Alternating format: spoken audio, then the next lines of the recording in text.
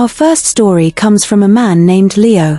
He'd just taken a job at an old, repurposed textile mill. The building was a maze of brick and rusty machinery, most of it shut down. His post was the main security office, and his only duty was to do a walking patrol of each floor once every 2 hours.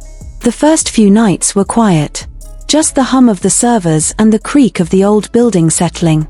But on his fourth night, during his 2 a.m. patrol of the basement, he heard it. It was a sound that didn't belong. A rhythmic, metallic click, click, click, like a pair of scissors being opened and closed. He froze, his flashlight beam darting down the long corridor of abandoned looms. The sound was coming from the far end, from the old dining room, a place his supervisor had specifically told him was locked and off-limits. Click, click, click. His heart hammered against his ribs. "Hello," he called out, his voice echoing in the vast space. The scissor sounds stopped. The silence that followed was somehow worse. It was a listening silence. He radioed back to the office. "Base, this is Leo. I'm in the basement. I'm hearing noises from the dining room. Over." Static crackled, then his partner, Gary, responded. "Probably just pipes, man. That place is 100 years old. Finish your round and come back up." But it didn't sound like pipes. It sounded intentional. He forced his feet to move, sweeping his light left and right. As he passed the sealed door to the dining room, he saw something that made his blood run cold. Lying on the floor, right in front of the door, was a single pair of long, rusted shears. They were wet, dripping with something dark and thick onto the concrete. He didn't wait. He ran back to the elevator, not daring to look back. For the rest of the night, he stayed in the office, the image of those shears burned into his mind. He told himself it was a prank, maybe from the day shift. The next night, he was determined to be brave. He did his patrols, avoiding the basement until the very last one. At 4 a.m., he descended again. The hallway was clear. The shears were gone. A wave of relief washed over him. It was a prank. But as he turned to leave, his flashlight caught a reflection on the dining room door. He stepped closer. Etched into the thick, grimy window of the door were 2 words, written from the inside: cut thread. He never went back to the basement. He requested a transfer, and when it was denied, he quit. He later found out that decades ago, a worker in that very room had gotten her sleeve caught in a machine. The emergency stop failed. The only way to save her was to cut her free. But they were too late. They say she still wanders the basement, her shears in her hand, looking for a loose thread to cut. Our second story is from Sarah, who worked the overnight shift at a small, mostly empty corporate office park. Her job was mind-numbingly boring. 8 hours watching 16 camera feeds of empty cubicles, parking garages, and manicured lawns. Around 3 a.m. one night, her eyes drifted to camera 7, which covered the far corner of the visitors' parking lot. A single, old sedan was parked there, one she didn't remember seeing at the start of her shift. It wasn't unusual for a car to be left overnight, but something felt off. She zoomed in. The car was just sitting there. No lights on. She watched it for a full 10 minutes. Nothing. She was about to look away when she saw a flicker of movement from inside. A face, pale and indistinct, appeared in the driver's side window. It was just staring directly ahead, not moving. A chill went down her spine. She radioed the roaming guard. Mark, can you do a visual on the grey sedan in the visitor's lot? Someone's sitting in it." A few minutes later, Mark's voice came back, confused. "Sarah, I'm standing right next to it. The car is empty. There's no one here." Her blood went cold. She looked at the monitor. The face was still there, but now, it seemed to be turned slightly, as if it was looking directly at the camera. Directly at her. "Mark, he's right there, in the driver's seat." "Sarah," Mark said, his voice now tense. "I'm telling you, the car is empty. The doors are locked. There's no one inside."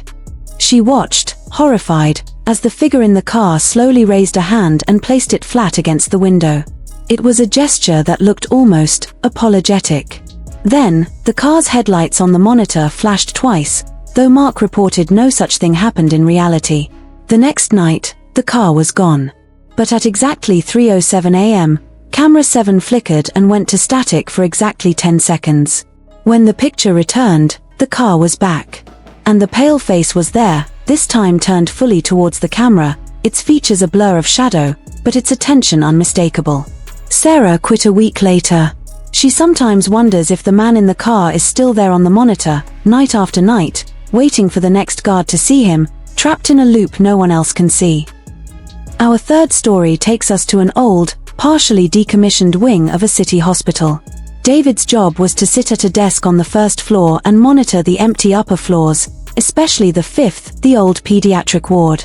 The rule was simple: the fifth floor was sealed. No one went up there. The elevators were programmed to skip it, and the stairwell door was locked with a heavy deadbolt. His supervisor said it was because of asbestos, but the other guards whispered about something else. About a little girl who had died there, a girl who didn't like being alone. One night, the fire panel at David's desk lit up. A smoke detector was going off. His stomach dropped when he saw the location, room 512, the fifth floor. He called it in, but protocol demanded he check the stairwell door first. He ran up the 5 flights, his flashlight beam bouncing off the stained walls. The stairwell door was, as always, locked tight. He pressed his ear against the cold metal. From the other side, he heard it. Not a fire alarm, but the faint, tinny sound of a music box. A melody he didn't recognize. And then, a small, quiet voice. "Hello? Is someone there? I can't get out." It was a child. A little girl. David's blood ran cold. How did a child get up there? "Hey, sweetie," he said, his voice shaky. "It's okay. I'm going to get help. How did you get in there?" There was a long pause. Then, the voice came again, right from the other side of the door, no more than an inch away. It had lost its innocent tone. It was now a dry, harsh whisper. "I didn't get in." The music box stopped. A single, small handprint, dark and grimy, appeared on the painted metal of the door, right at the bottom of his eye-level view hole. David stumbled back, falling down a few steps before scrambling to his feet and running. He later learned that decades ago, a young patient had somehow locked herself in a storage closet on that floor and suffocated. When they found her, she was clutching a small, wind-up music box. The staff had closed the entire floor not long after. They said you could still sometimes hear her knocking, trying to get out. But David knew the truth. She wasn't trying to get out. She was trying to get someone to come in. Our final story is from Jake, who worked the lonely overnight shift at a high-rise under construction. His post was a makeshift office on the 20th floor, a bare concrete space with a bank of monitors showing feeds from all over the skeleton of the building. The weirdness started small. Tools would be moved. A coffee cup would be knocked over. He blamed it on drafts or his own tiredness. But one night, he was watching the feed from camera 14, which pointed down a long, dark hallway on the 18th floor. In the monitor, he saw a figure walk quickly past the far end of the hall. A worker, he thought. But then he remembered he was the only one in the entire building. He rewound the feed. There it was. A man in a dark jacket, his head down, walking with purpose before disappearing out of frame. Jake felt a knot of fear tighten in his stomach. He called the police. They swept the building twice. They found nothing. No signs of forced entry, no one hiding. The next night, it happened again. This time, the figure was closer. It walked right up to the camera, and the feed dissolved into static. When it cleared, the hallway was empty. Jake started to feel like he was being watched. He'd catch movements in the periphery of his vision, but when he turned, there was nothing. He began using the black reflection of his computer monitor as a sort of rearview mirror, checking to see if the empty space behind him was still empty. One night, during a terrible storm, the power flickered. His monitors went black for a second, then buzzed back to life. His heart was pounding. He stared into his own dark monitor, using it as a mirror. He could see the empty chair behind him, the dark doorway to the hall. And then he saw it. In the reflection, A man was standing just behind his right shoulder. It was the man from the camera feed. He was close enough to touch.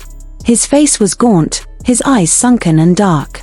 He was just standing there, staring at the back of Jake's head. Jake froze, his breath caught in his throat. He didn't dare move. He didn't dare turn around. He just stared at the man in the reflection, and the man stared back. For a full minute, they stayed like that, locked in that terrible, silent standoff through the glass of the monitor. Then, in the reflection, the man slowly leaned forward. He didn't lean toward Jake, but toward the image of Jake in the screen. And he whispered a single, raspy sentence that Jake heard not from behind him, but from the speakers of the monitor itself. "I'm not behind you. I'm in here with you." The screens all went black. Jake didn't wait. He ran out of that building and never returned. He doesn't know who the man was, or what he wanted. But to this day, he can't look at a dark computer monitor without feeling a cold dread, wondering what might be looking back from the other side of the glass. The night shift doesn't end when the sun comes up. For those who have experienced these things, the fear follows them home. It lives in the shadows of their own homes, in the silence of their own thoughts. They were paid to be the watchers, but they learned a terrifying truth. In the dead of night, there is always something else watching too. Which story scared you the most? Comment below and subscribe for more true horror stories.